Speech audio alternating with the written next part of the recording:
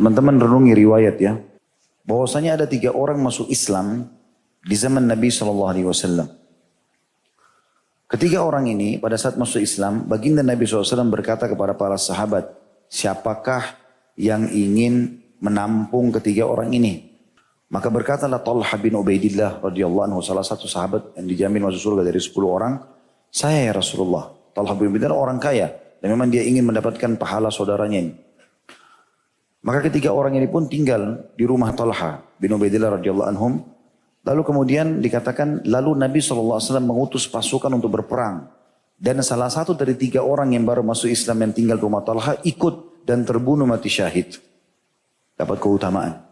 Berjalan waktu, Nabi SAW kemudian mengutus pasukan lain. Lalu orang yang kedua, ini kebetulan dari suku Udrah. Orang yang kedua ikut lalu mati syahid juga.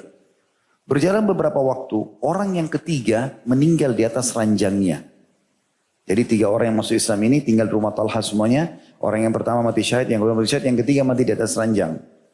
Yang terjadi uniknya adalah Talha bin Ubaidillah radhiyallahu anhu bermimpi melihat ketiganya di surga. Namun orang yang meninggal di atas ranjang yang terakhir mati paling depan mendahului teman-temannya. Fasilitasnya lebih bagus.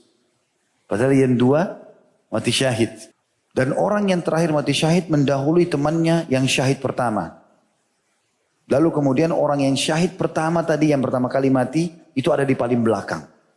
Artinya yang paling utama yang mati di atas ranjangnya, lalu yang syahid sebelumnya, lalu yang syahid pertama paling belakang. Talha bin Ubaidillah bangun lalu kemudian menemui Nabi SAW dan bertanya, ya Rasulullah, bagaimana saya memahami ini? Bukankah orang yang mati syahid lebih baik daripada orang yang mati di ranjang? Apa kata Nabi SAW? Kenapa kau heran hai Talha? Tidak ada yang lebih utama di sisi Allah daripada seorang mukmin yang diberi umur panjang dalam Islam. Karena tasbih, takbir dan tahlilnya. Hadis ini dihasankan oleh Albani dalam As-Sahihah nomor 654 dan diriwayatkan oleh Imam Ahmad. Apa maknanya? Bertasbih sekali, bertahlil sekali, subhanallah, la ilaha illallah, bertakbir sekali, Allah Akbar. Itu kalau satu hari antum lebih umurnya dari orang yang mati syahid, masih bisa mengalahkan orang yang mati syahid itu. Karena besarnya pahala orang yang masih Allah kesempatan ada umur dan bisa bertaubat.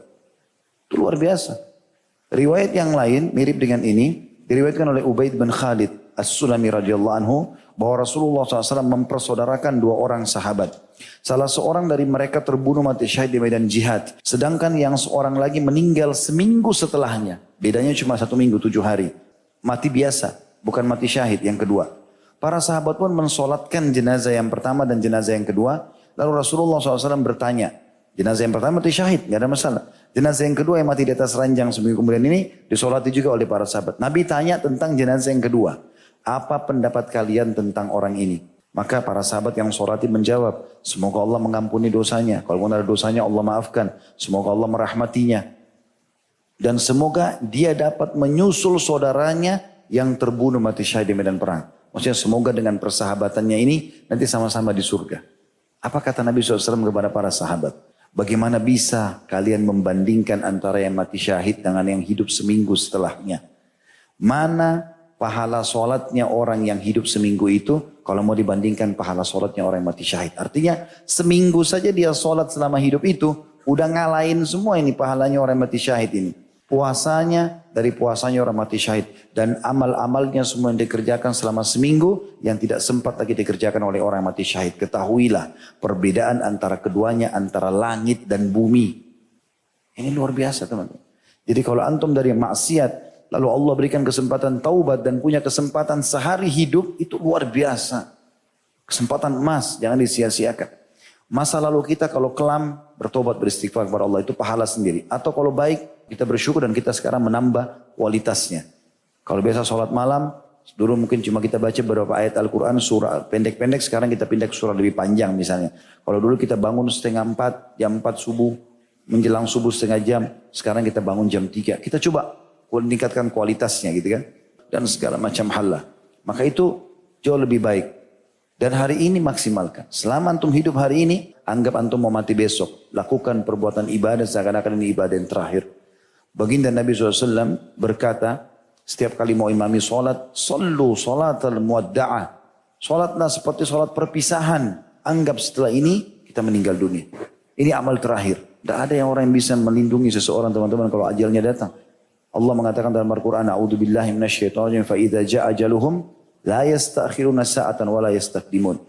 Kalau ajal mereka sudah datang, tidak ada yang bisa melambatkan sesaat ataupun menguranginya sesaat. Dalam ayat lain Allah mengatakan, ya aina ma takunu yudrikkumul maut walau kuntum fi burujin musyayyadah.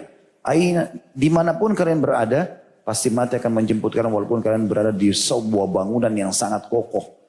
Sekekar apapun badan kita, setinggi apapun titel kita, ya sehebat apapun kita dalam mengejar prosesi dunia termasuk punya harta, pasangan, anak-anak segala macam, toh kita akan meninggal. Dan renungi baik-baik sabda Nabi SAW, "Idza mata ibnu Adam," kalau anak Adam meninggal dunia, atba'u thalath, akan diikuti dengan 3. Amaluhu wa ahluhu wa maluhu. Amalnya, keluarganya dan hartanya. Fayarji itsnain, maka akan pulang 2, hartanya dan keluarganya. Wa yabqa wahid wa huwa amalu, dan akan tinggal bersamanya 1 yaitu amalnya. Jadi secinta-cintanya suami pada istri, istri pada suami, orang tua pada anak, sahabat pada sahabatnya, paling jauh ngantar sampai di liang lahat atas kuburan. Maksimal kalau dia sudah betul-betul memang sangat sayang sama orang itu sejam, itu pulang. Istri kita bisa nikah lagi sama orang lain, suami bisa nikah, anak-anak sibuk dengan warisannya segala macam. Teman-teman sudah sibuk dengan aktivitasnya, antum sendirian di situ. Mobil mewah parkir di pagar kuburan, habis itu dibawa pulang jadi warisan. Semua yang antum tinggalkan masalah dunia ini kenangan. Oh itu sepatunya fulan, oh itu dulu sendalnya dia, oh itu dulu mobilnya, oh itu ini, oh itu. Seminggu, sebulan, habis itu antum akan hilang, lenyap bersama angin. Ingat, ukir sesuatu yang positif buat kita teman-teman. Buat kalau antum meninggal saat ini, orang mengenang kebaikan antum. Buat itu, sementara antum hidup. Bukan untuk riya. Tapi orang ambil pelajaran.